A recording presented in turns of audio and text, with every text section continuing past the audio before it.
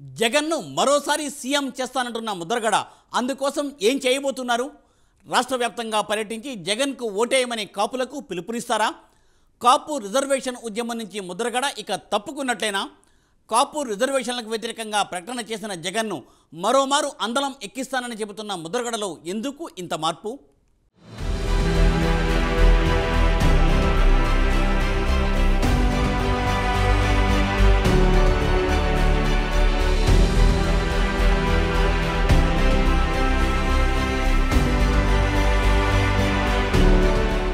ఏపీలో ఇన్నాళ్లు ఏ పార్టీలో చేరాలన్న దానిపై క్లారిటీ లేక వైసీపీ, టీడీపీ, జనసేన నేతలతో వరుస చర్చలు జరిపిన కాపు నేత ముద్రగడ పద్మనాభం ఎట్టకేలకు అధికార పార్టీని ఎంచుకున్నారు.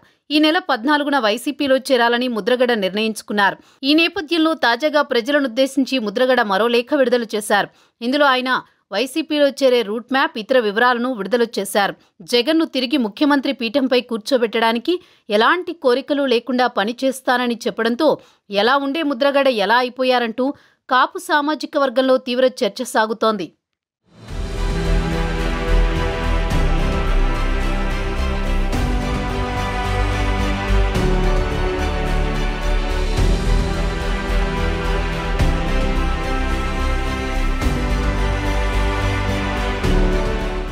ముద్రగడ పద్మనాభం పేరు వింటే కాపులకు ఒళ్ళు పులకరించిపోతుంది. ఎందుకంటే కాపుల కోసం జీవితం మొత్తం త్యాగం చేసిన ఏకైక నాయకుడిగా చరిత్రలో నిలిచిపోయారు. కాపు కులం పేరెత్తితే ముద్రగడ పద్మనాభం, ముద్రగడ పేరు వింటే కాపు కులం గుర్తుకు రావడం సహజం.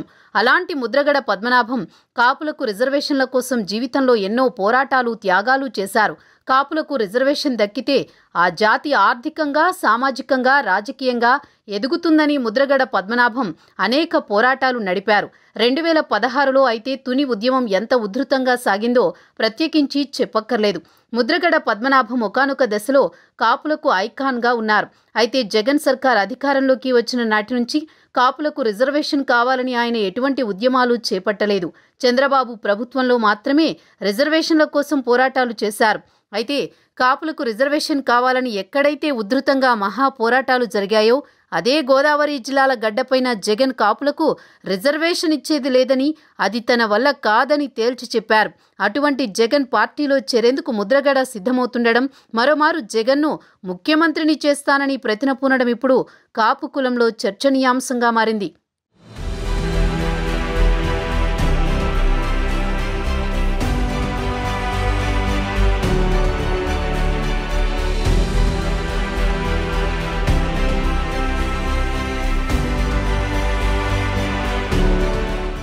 ఒకానొక దశలో ముఖ్యమంత్రి అవకాశం సైతం ముద్రగడ దగ్గరకు వచ్చిన సంగతి తెలిసిందే. సీఎం ఇమేజ్ ఉన్న ముద్రగడ పద్మనాభం వేరే ఎవరినో మళ్లీ సీఎం చేస్తానని చెబుతూ ఉండడం కాపులు జీర్ణించుకోలేకపోతున్నారు.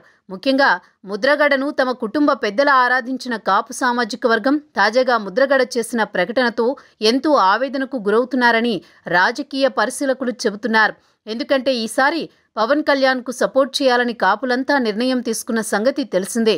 10 సంవత్సరాల పవన్ సుదీర్ఘ పోరాటానికి ఈసారి తమ మద్దతు తోడైతే తిరుగుండదన్న అభిప్రాయం కాపుల్లో ఉంది. అటువంటి పవన్ కళ్యాణ్కు ముద్రగడ సపోర్ట్ చేయకపోవడం కాపు సామాజిక వర్గంలో కూడా ఆవేదన నింపింది. ముద్రగడ లాంటి సీఎం స్థాయి ఇమేజ్ ఉన్న వ్యక్తి జగన్ లాంటి నాయకులకు సపోర్ట్ చేయడం అన్నది ఎవరూ జీర్ణించుకోలేకపోతున్నారు.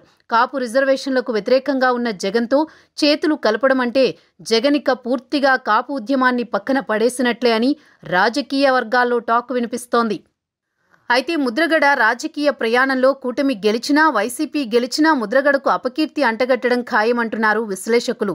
జనసేన, టీడీపీ, బీజేపీ కూటమి వచ్చే ఎన్నికల్లో విజయం సాధిస్తే ముద్రగడ ఏమీ చేయలేకపోయాడని, ముద్రగడ వలన కాపులు తమకు ఓట్లు వెయ్యలేదని, కాపుల్లో ముద్రగడకు గతంలో ఉన్నంత పలుకుబడి ఇప్పుడు లేదని నీలి మీడియా చాటింపు వేసే అవకాశముంది.